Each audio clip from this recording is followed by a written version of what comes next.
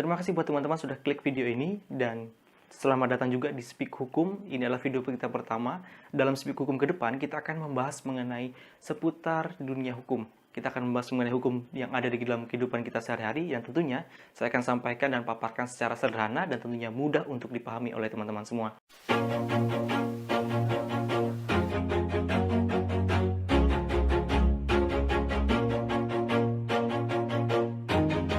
Dalam video yang pertama ini, kita membahas mengenai tentang perjanjian.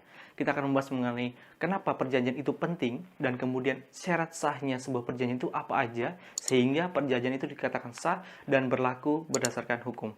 Perjanjian itu sendiri diatur dalam pasal 1313 KUH Perdata, di mana perjanjian yang melibatkan satu orang atau lebih yang mengikatkan diri dengan orang lain atau lebih. Tentunya dalam perjanjian itu terdiri atas hak serta kewajiban para pihak yang membuat sebuah perjanjian itu. Kemudian kenapa penting perjanjian itu dibuat?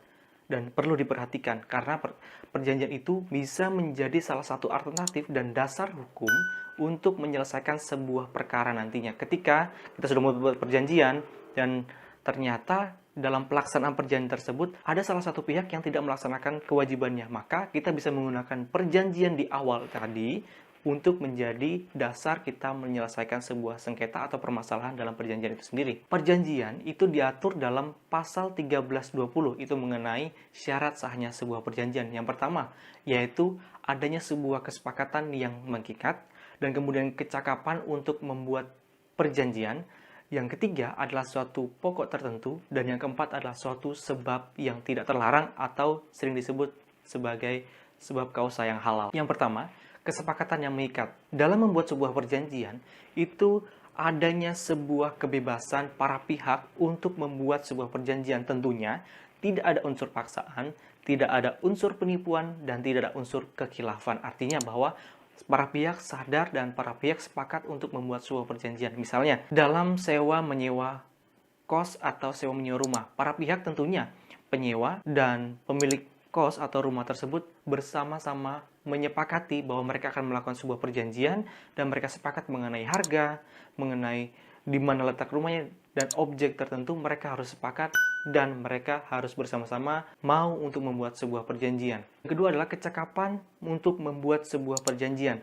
Dalam kecakapan membuat sebuah perjanjian ini ada dua ketentuannya, yaitu dikatakan orang tersebut sudah dewasa dan kemudian orang tersebut tidak sedang berada dalam pengampuan atau tidak berada dalam di bawah orang lain. Artinya orang tersebut dalam keadaan sehat jasmani dan rohani.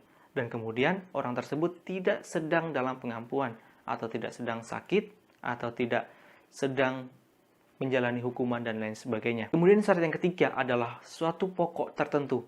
Dalam hal ini, dalam membuat sebuah perjanjian harus jelas apa objeknya, di mana objeknya, lalu bagaimana pembuktiannya nanti ketika apakah objek tersebut ada dan nyata. Tentunya dalam sebuah perjanjian harus jelas apa yang diperjanjikan. Misalnya rumah jelas ada bentuknya, ada bendanya, atau misalnya sebuah saham atau investasi ada lotnya atau ada surat berharga. Nah, itu menjadi hal yang penting karena pada dasarnya perjanjian harus ada objek yang jelas dalam sebuah perjanjian. Yang keempat adalah suatu sebab yang tidak terlarang atau kausa yang halal. Artinya adalah dalam menentukan objek perjanjian, dalam membuat sebuah perjanjian tentunya tidak boleh melanggar atau memperjanjikan suatu objek yang dilarang oleh hukum. Dan tentunya sesuai dengan nilai-nilai, sesuai dengan ketertiban umum. Artinya adalah tidak ada suatu perjanjian dikatakan sah ketika objek dari suatu perjanjian itu tidak sesuai atau melanggar undang-undang yang berlaku. Misalnya, contohnya yaitu misalnya membuat sebuah perjanjian jual beli narkotika tetapi tidak memiliki izin untuk melakukan transaksi tersebut. Lalu yang kedua adalah perjanjian untuk melakukan pembunuhan berencana. Tentunya itu dilarang oleh hukum dan kemudian itu tidak sesuai dengan ketertiban umum. Jadi empat itu adalah syarat sahnya sebuah perjanjian. Ketika salah satu di antara empat tersebut tidak terpenuhi, maka perjanjian tersebut dikatakan batal demi hukum. Atau dari awal, perjanjian tersebut dianggap tidak pernah ada.